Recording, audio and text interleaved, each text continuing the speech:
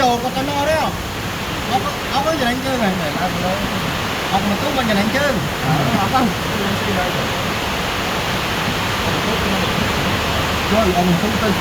đánh chơi này cao. Ông biết. Tao nói con tao nói tao đo không? Tao nói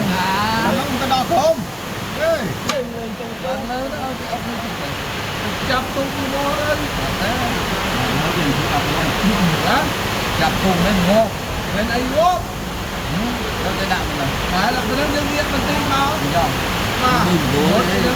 thấy hả? Tàu giống như một bao nhiêu ông thôi chứ. Nè nè không? Là mấy cái đạn đấy nó bị ngô. Đây ngô. Nó mà đây ngô. Bạn tôi cái đương mình tin từ. Bánh đạn tin thấy không? Tin thấy nó. Trong nó có ba đi. Nó thấy anh thấy đó hả? Trong nó thôi đó rồi. Nó đang thi thấy mà.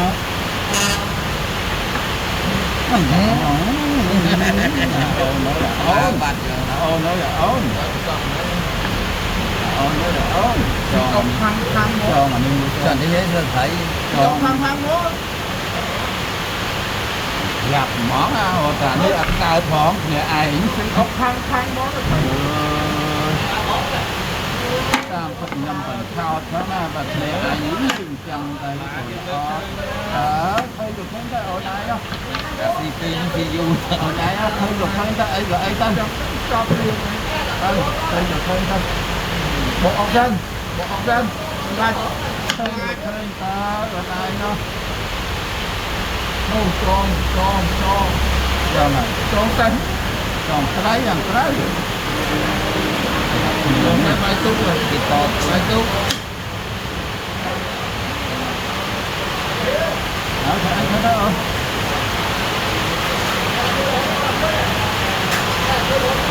không mình chặt cái ta căn cái tu cái đá nó ra cái tu của mình cái đá ra thế này đá đó chân mà nè học kinh nghiệm được thế à còn thầy mấy thầy bắt ngon ngon thế thôi thấy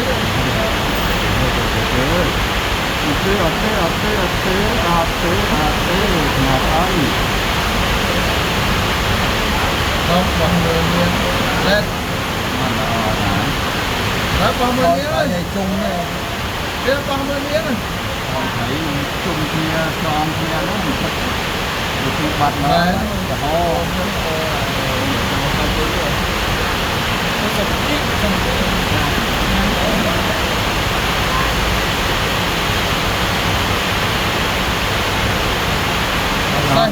xanh xanh bát đây mặt xanh đó ố thì thấy đó phải tìm thêm co này đây có cái con như vậy đến đó nào cái đó nào bắn đá đó lắm đá thực lạc đó ốc con nhâm trời con nhâm trời đó rồi hộp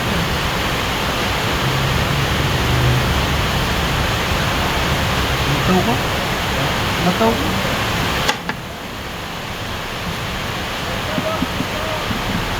bắt thôi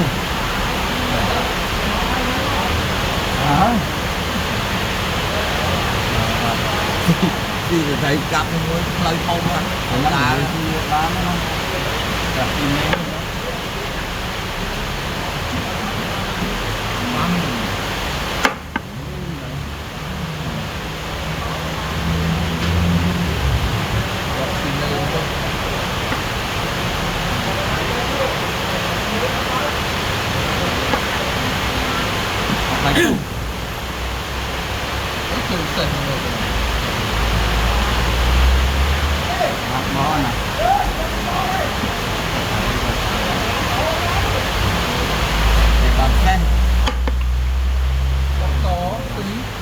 Hãy đi tù ngon đấy đi con betul ke cái gì ba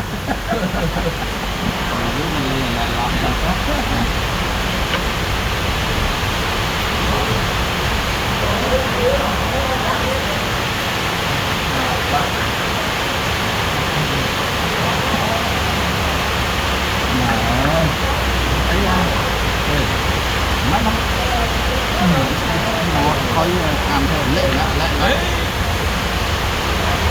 con phố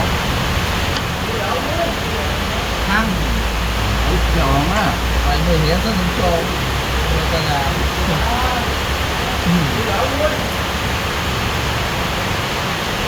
hăng rất là này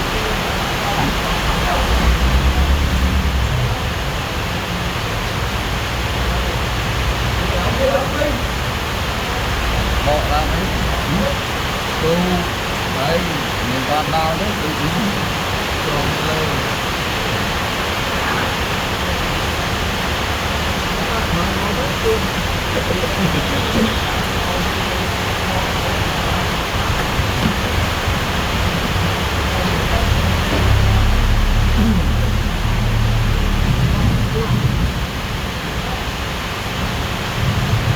niềm thân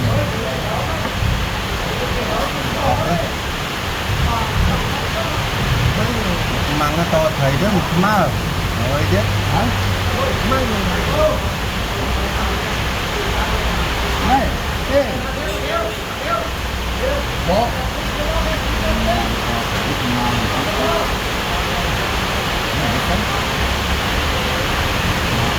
hoàng ba hết ở chỗ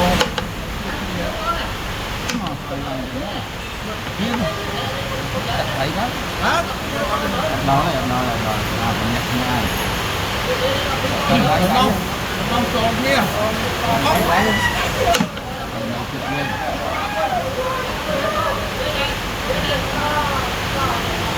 măng thì thấy mình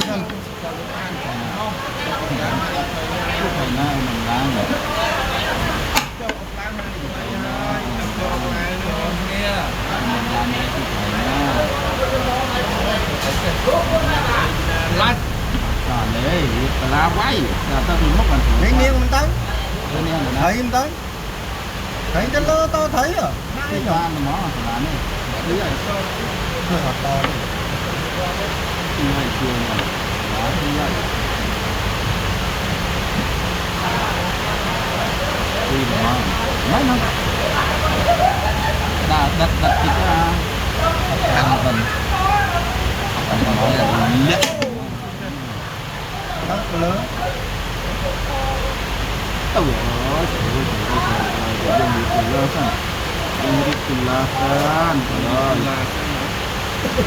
thầy ơi một hai hai thầy ơi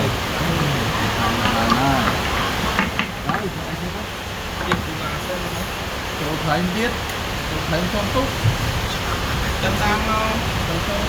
chân lòng được trường tướng chân tam không và tròn biết thật đi thật đi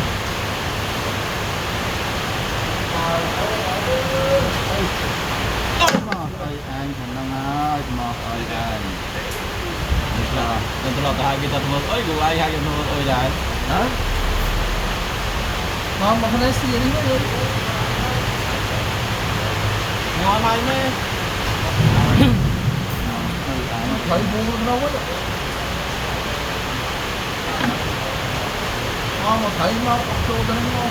ngon mẹ thầy kinh tê để đã sao mấy đi khăn nó thầy kinh nó con mò đuôi không mà đi lắm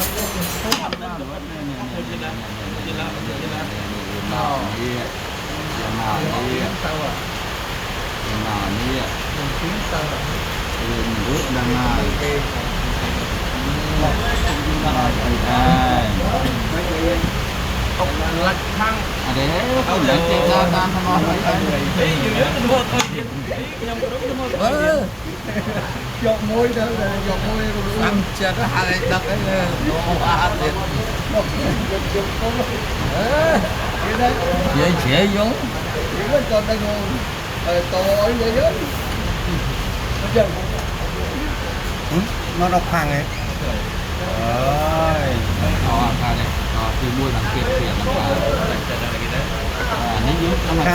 nó khăn thế đấy giờ thay một khăn cái rồi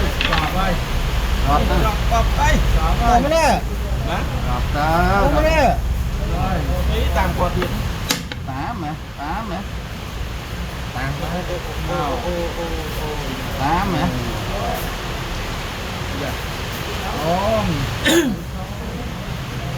tám mà nắm tám mà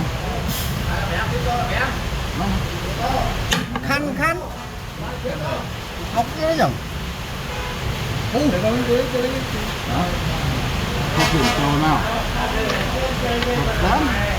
khăn này đồ học lớn rồi đấy bật lên chuột lọc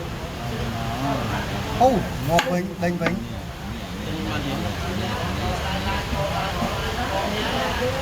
Không không dính không dính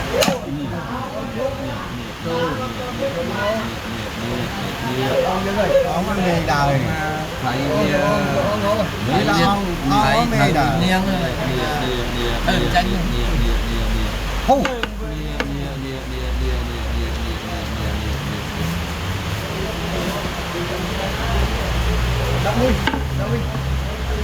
bạn si tê rồi ra thầy với thử cái không huy niên con cái này đồ khăn na cô nghĩ niên bằng cái hai thập cô à mấy nó chưa thấy đấy đâu mà thấy gì mà máu bật máu đặt một tục phân máu cái nào để quay để quay thì nó thấy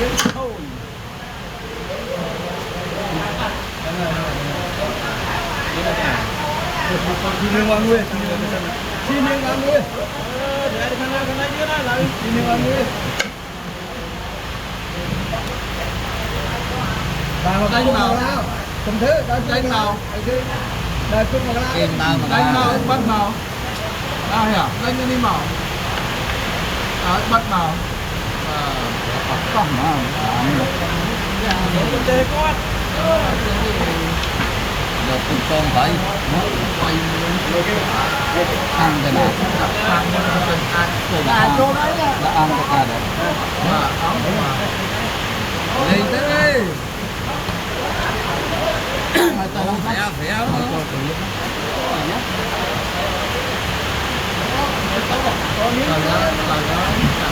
đánh cù 2 giây.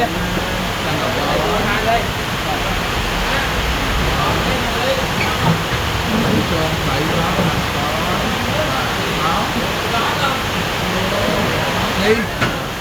đi khăn đập bòi máu khăn đập bòi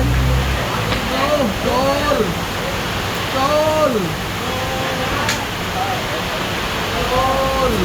lúc đặt mũi phân ra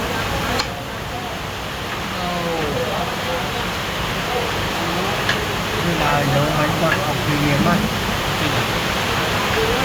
có cái hột trên sai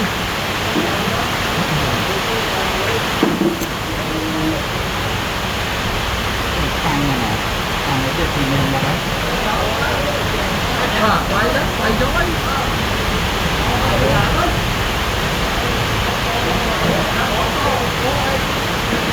dê một anh em một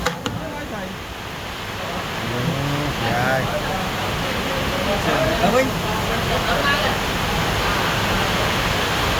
mặt nó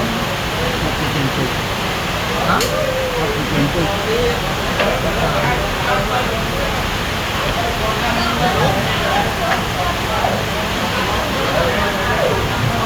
Châu lập bàn thì tăng thì nhầm bật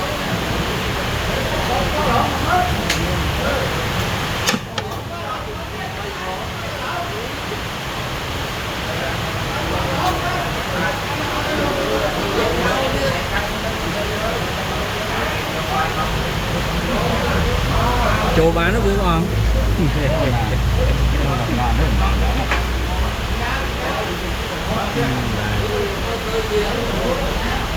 ui quá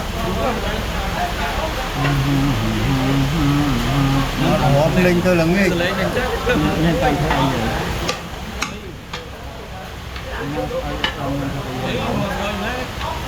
cái ha phụ ai đi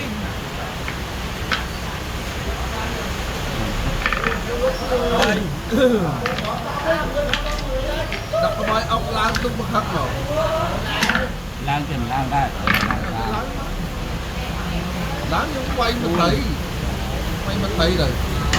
quay mình thấy nó vừa liệt liệt ra đã rồi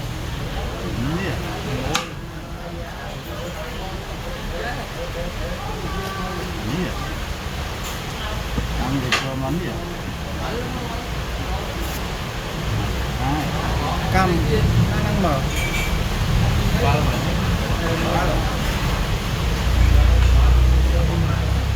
không kilo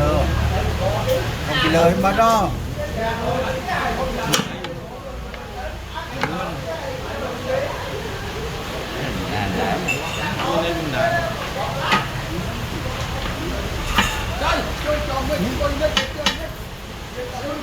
cái ní à ăn rồi rồi ăn đã đó trâu lùm mau mau đập pi không với nhấy mau này mau đập bay khăn khăn hắn băng ở bên đây học thử đập buôn nó bằng mà nhìn trên chụp ở trên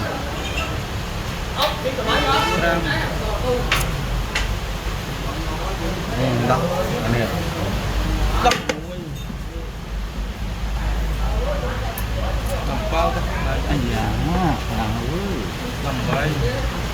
đập buôn tập con biết ban to đi đây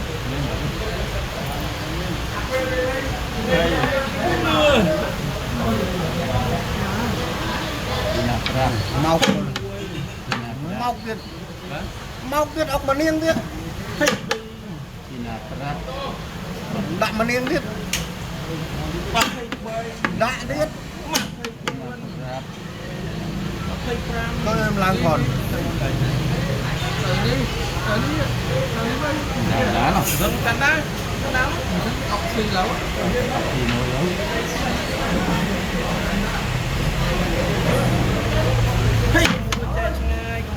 nông đánh với sơn tơ niềng người thầy hình quá rồi nâu đạm mà niềng rồi hình quá mau anh hình bố